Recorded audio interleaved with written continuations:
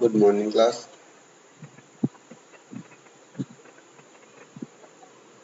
आज हम बात करने वाले हैं, हमारा एक टॉपिक छूटा हुआ था पीछे, मेटलाइजिंग एंड क्लैडिंग के बारे में। तो मेटलाइजिंग क्या होती है, क्लैडिंग क्या होती है, इसके बारे में हम थोड़ा सा बात करने वाले हैं।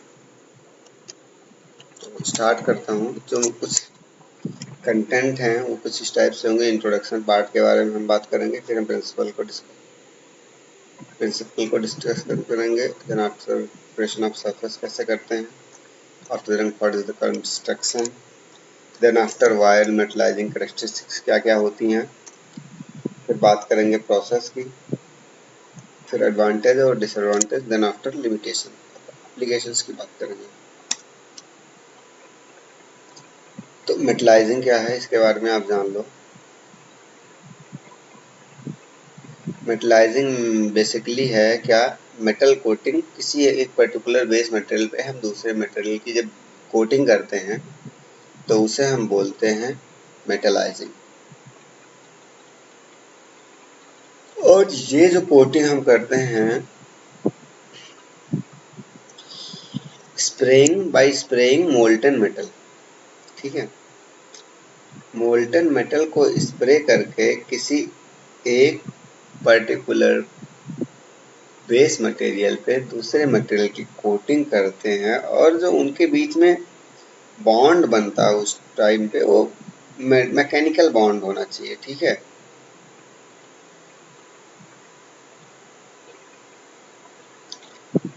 एंड जब हम ये स्प्रेइंग करते हैं मेटल की, तो ये जो स्प्रे होते हैं पार्टिकल्स, वो बहुत फाइन स्प्रे होते हैं और वो पूरे सरफेस पे एक कोटिंग बना देते हैं, एक कोटिंग कर देते हैं पूरे सरफेस पे दूसरे मटेरियल की। जो हमारा बेस मटेरियल होता है उस पर किसी दूसरे मटेरियल की कोटिंग हो जाती थी। आपने इलेक्ट्रोप्लेटिंग के बारे में पढ़ रखा है, तो उसी टाइप का ये प्रोसेस है कि एक मटेरियल पे दूसरे मटेरियल की परत चढ़ा देना, ठीक है।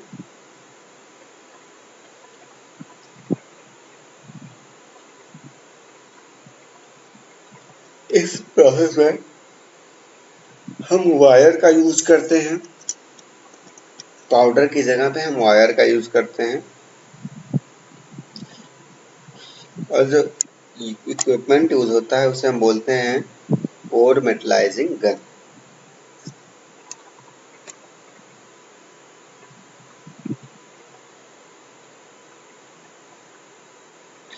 जो फ्लेम स्प्रेइंग होती है वो क्या होता है, deposition of material both metallic on and non metallic by use of combustion flame. जो हमारी फ्लेम स्प्रेइंग है उसमें हम कंबशन फ्लेम का यूज करके मटेरियल और नॉन मेटल्स और नॉन मेटल्स दोनों पे भी मटेरियल के डिपोजिट करते हैं, मटेरियल को डिपोजिट करते हैं या मटेरियल की कोटिंग करते हैं, तो वो हमारा है फ्लेम स्प्रेइंग। ये हमारा फ्लेम स्प्रेइंग का फिगर है।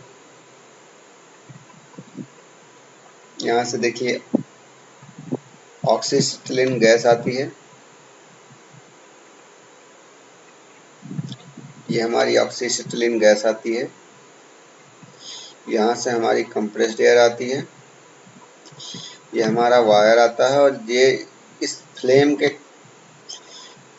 कांटेक्ट में ऑक्सीसिटिलीन गैस आती है, फ्लेम बनता है, फ्लेम के कांटेक्ट में आता है तो ये मेल्ट होती है। और जब ये मेल्ट होती है तो यहाँ से कंप्रेस्ड एयर इसको लेके इधर चली जाती है। यहाँ पे ये पार्ट जो ऑटोमाइज हो जाते हैं और इस पर्टिकुलर सबस्ट्रेट पे इनकी कोटिंग हो जाती है, देख सकते हैं आप, ठीक है। तो इसे हम कहते हैं फ्लेम स्प्रे। जो हमारी फ्लेम की है, डिस्टेंस फ्रॉम सबस्ट्रेट या ऑब्जेक्ट्स पे हमने कोटिंग करनी होती है, डिस्टेंस होती है 10 to 25 सेंटीमीटर के अराउंड।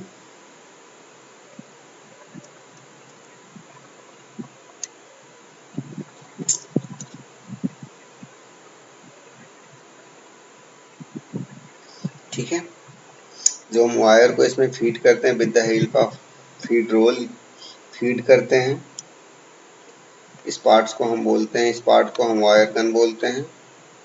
ये हमारा वायर गन हो गया, ठीक है। आगे चलते हैं।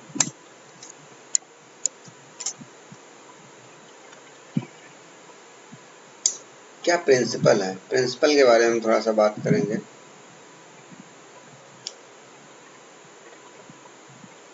जो हमें जिस मटेरियल के हमें स्प्रे करना होता है उसको हम पाउडर या वायर के फॉर्म में लेते हैं और उसको हम ऑक्सी स्टीम फ्लेम में फेड करते हैं जिससे कि वो मेल्ट हो जाए। तो वो जब नेचुरल फ्लेम के कांटेक्ट में आता है तो मेल्ट हो जाता है और एटमाइज हो, छोटे छोटे पार्टिकल्स में डिवाइड हो जाता है। अगर हमारा वो स्प्रे के या मेटल्स के फॉर्म में तो छोटे छोटे पार्टिकल में डिवाइड हो जाता है। देन हम उसे कंप्रेस्ड एयर के थ्रू बेस मेटल के सरफेस पे डिपॉजिट कर देते हैं और वो पूरे सरफेस पे फैल जाता है और इंटरलॉक कर देता है प्रोजेक्शंस को। पिट्स वगैरह में फिल हो जाता है और धीरे धीरे फ्रीज होके वो बेस मेटल के सरफेस पे पूरा एक कोटिंग बना देता है।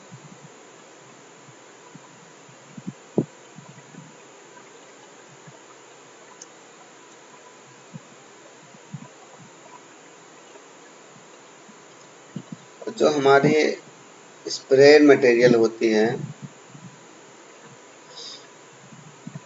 उनको हम जनरली लेयर्स में, कभी कभी क्या होता है हम ओवरलैप करते हैं कुछ सेपरेट मटेरियल्स के लेयर्स को। तो जो इनकी लेयर्स होती है मिनिमम 25 mm की थिकनेस की, 0.25 mm की थिकनेस की बनाते हैं ज़्यादातर, इससे छोटी होती है, ठीक है।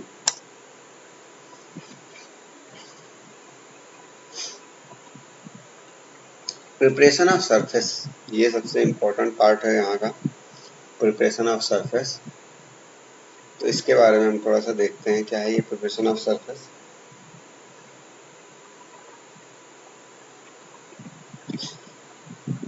चूंकि हमें दो बेस मेटल के बीच में और जो हमारा डिपॉजिट मेटल के बीच में, उनके बीच में मैकेनिकल बॉन्ड बनाना होता है प्योरली, तो इसके लिए ज़रूरी है कि हमारा जो बेस मेटल है वो सही से प्रिपेयर किया जाए इस पर्टिकुलर बॉन्डिंग के लिए, जिससे कि जो मैकेनिकल इंटरलॉकिंग हो रही है between the spread metal and base metal वो सही से। तो हमारा पहला स्टेप जो है प्रिपरेशन के, कि बेस मेटल को हमें क्लीन करना पड़ता है।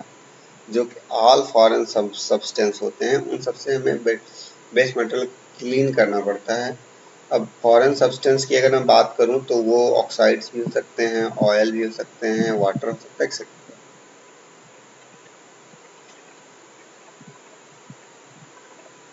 ऑक्साइड्स और जो अदर कोटिंग एलिमेंट्स हैं उनको हम बाय यूजिंग मैकेनिकल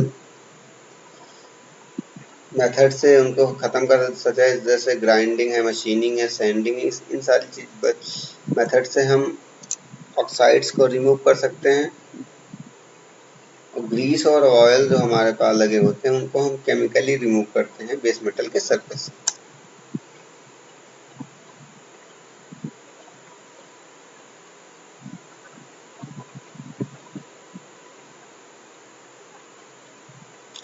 जो अगला स्टेप है वो क्या है कि हमें मटेरियल के सरफेस को रफ करना पड़ता है। Next step into roughen the base metal by forming keys or opening it into in so that spread metal penetrates in them, thereby resulting in a bonding or keying action। हम surface को क्या करेंगे, हम surface को rough करेंगे जिससे कि जो हमारा स्प्रे मेटल है वो उसमें आराम से बॉन्डिंग उनकी हो सके, पेनेट्रेट हो सके और आराम से उनमें बॉन्डिंग हो सके।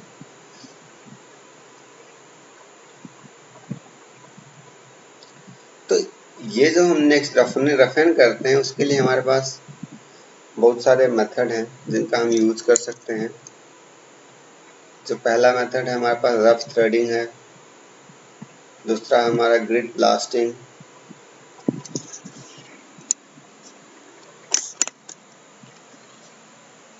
तीसरा हमारे पास जो मेथड है वो हमारा इलेक्ट्रिक बॉन्डिंग। चौथा मेथड है हमारे पास स्टडिंग। पांचवा मेथड है हमारे पास स्टैंडिंग और ग्राइंडिंग।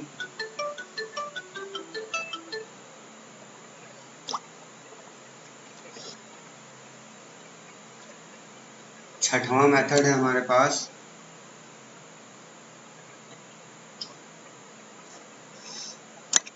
रफ एंड मशीनिंग और ग्रूविंग।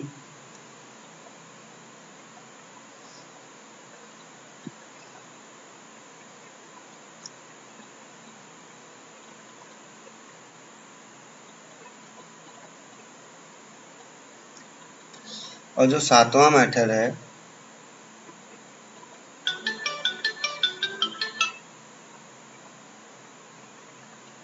वो है हमारा स्प्रे बॉन्डिंग।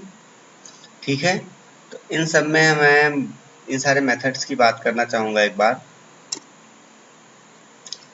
तो पहला मेथड जो हमारा, मैं उसकी बात करूँगा, रफ एंड थ्रेडिंग। जैसे हमारे पास कोई सरफेस है, उस सरफेस पे हमें क्या करना है, उस पूरे सरफेस पे हमें रफ थ्रेडिंग कर देनी है।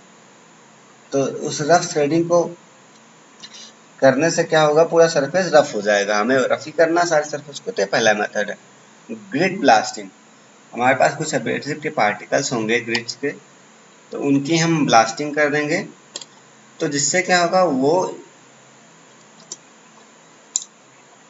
उनकी शार्प एजेस पूरे सरफेस पे इम्पिंच करेंगी और वो सारे पूरा सरफेस रफ हो जाएगा। वो ग्रिड हमारे किसकी, सैंड हो सकती है, स्टील ग्रिड हो सकती है, एल्युमिनियम ऑक्साइड हो सकती है, ये सारी एब्रेसिव मटेरियल, ये सारी चीजें हो सकती है।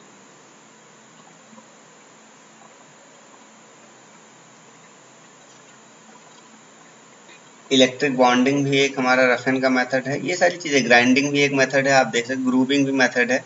ये सारे मेथड हैं। मैं आगे आता हूँ, कंस्ट्रक्शंस की बात मैं करूँगा। कंस्ट्रक्शंस क्या है, कंस्ट्रक्शन में अगर मैं बात करूँ तो एक वायर टाइप स्प्रे गन होगा, एक होगा वायर रील स्ट्रेटनर, एक मिनट, एक होगा वायर रील स्ट्रेटनर, एक हमारा होगा ऑक्सीजन सिलेंडर और प्रेशर रेगुलेटर। दूसरे पास हमारे पास होगा ऑक्सीजन सिलेंडर तो हो गया, दूसरा हमारे पास एसिटिलीन का सिलेंडर होगा, या आप कह सकते हैं वो होगा फ्यूल गैस का सिलेंडर और उसका प्रेशर रेगुलेटर। तो एक मिनट,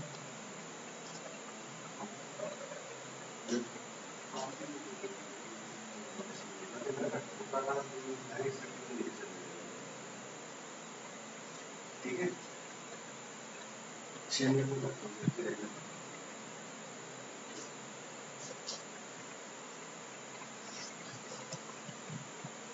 ठीक है। तो ऑक्सीजन, ये सॉरी ऑक्सीजन नहीं लिखा है, ये लिखा है एसिटिलीन, एसिटिलीन, ठीक है। ये this is not oxygen, this is acetylene. तो एसिटिलीन गैस का सिलेंडर होगा और उसका प्रेशर रेगुलेटर होगा। फ्लो मीटर होगा एसिटिलीन और ऑक्सीजन का दोनों का।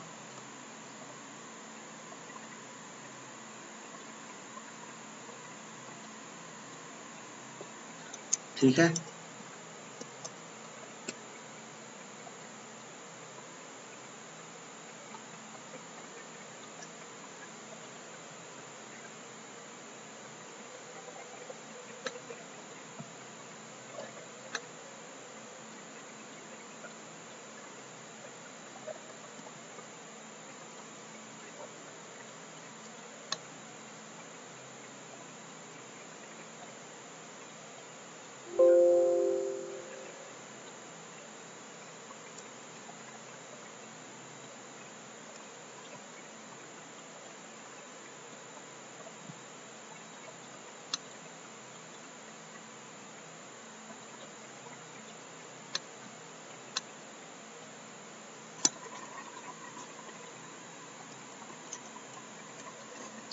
ठीक है। और कंप्रेस्ड गैस भी होंगी। इन सारी चीज़ों का हमारे पास फ्लो मीटर होना चाहिए। कंप्रेस्ड गैस की सप्लाई होनी चाहिए, एयर फिल्टर होना चाहिए, एयर प्रेशर कंट्रोल होना चाहिए और हमारे पास फ्रेम अरेस्टर होना चाहिए। तो ये हमारा है, this is the oxygen cylinder, ये हमारा फ्यूल गैस का सिलेंडर, ये हमारा फ्लो मीटर हो गया, यहाँ से हमारी कंप्रेस्ड गैस आ रही है, ये हमारा कंप्रेस्ड गैस का फ्लो मीटर हो गया। ये सारी चीज़ें यहाँ सप्लाई हो रही हैं। ये हमारा वायर रोल है, वायर रोल स्ट्रेटनर हो गया, ये यहाँ पे गन में सप्लाई हो रहा है। ये सारी चीज़ें यहाँ से आएंगी, फिर यहाँ से ये स्प्रे हो जाएंगी।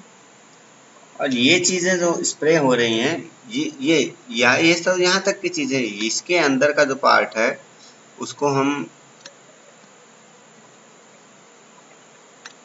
ये वाले पार्ट्स को हम पीछे देख सकते हैं। अंदर क्या मैकेनिज्म चल रहा है उसको देखने के लिए हम पीछे वाला फिगर ले सकते हैं। ये फिगर, ये अंदर का सीन है, ये कि वायर आ रहा है, यहाँ से हम ऑक्सीजन गैस दे रहे हैं, फिर हमारे कंप्रेस्ड एयर आ रहा है, ये फ्लेम जनरेट हो रहा है। ये सारी चीज़ें ये अंदर की चीज़ें हैं। ठीक है।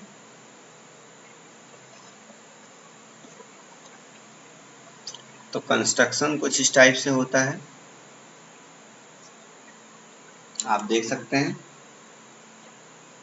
इसके बाद मैं बात कर लेता हूँ थोड़ा सा कि वायर मेटलाइजिंग कैरेक्टरिस्टिक्स क्या क्या होता है, इसके बारे में हम थोड़ा सा देख लेते हैं।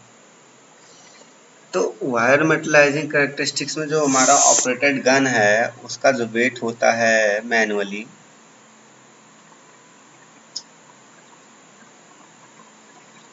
तो जो उसका वेट होता है, उसका वेट जो है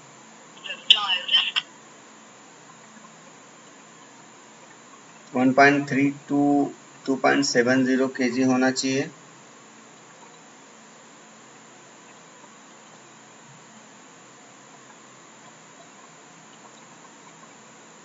जो मशीन माउंटेड गन है उसका वेट होना चाहिए अप टू 4.5 kg।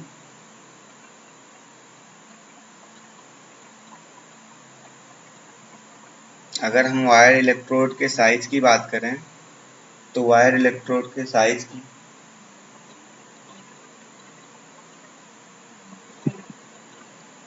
अगर हम वायर इलेक्ट्रोड के साइज की बात करें तो साइज हमारी होनी चाहिए अप टू 4.75 mm। अगर हम डिपोजिशन रेट की बात करें तो अगर हमारा स्टील है तो उसका डिपोजिशन रेट होगा 8 kg पर हार। अगर हम वहीं पे स्टील की जगह पे जिंक यूज़ कर रहे हैं तो उसका डिपोजिशन रेट बढ़ जाएगा, उसका डिपोजिशन रेट हो जाएगा 25 kg पर हार। लेकिन अगर हम जिंक की जगह पे लेड यूज़ कर रहे हैं तो उसका डिपोजिशन रेट और बढ़ जाएगा।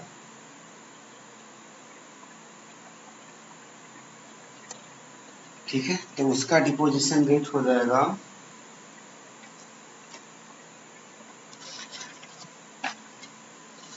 45 kg पर हार। ठीक है।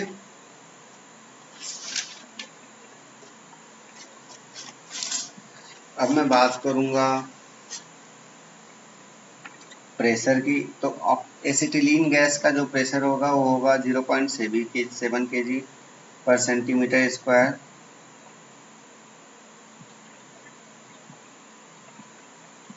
मैं बात करूंगा अगर ऑक्सीजन गैस की, तो ऑक्सीजन गैस का जो प्रेशर होगा यहाँ पे लिखा होगा है 0.7 kg पर सेंटीमीटर स्क्वायर, बट ये 1.12 kg पर सेंटीमीटर स्क्वायर होगा। सॉरी, ये होगा,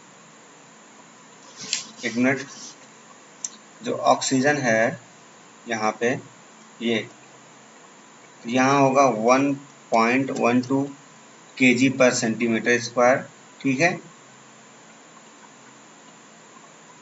और जो यहाँ पे है एयर, तो एयर का जो प्रेशर होगा वो होगा, मैं यहाँ पे लिख रहा हूँ, आप देख लो, 2.45 केजी पर सेंटीमीटर स्क्वायर। हाँ, यहाँ पे ये गलत लिखा गया है, यहाँ पे होगा 1.12 केजी पर हार, यहाँ पे होगा 2.45, यहाँ पे होगा 1.12 केजी पर सेंटीमीटर होगा, सॉरी। तो ये सारी चीज़ें हैं, बाकी चीज़ें अब मैं आपको अगले लेक्चर में डिस्कस करूँगा। Thank you.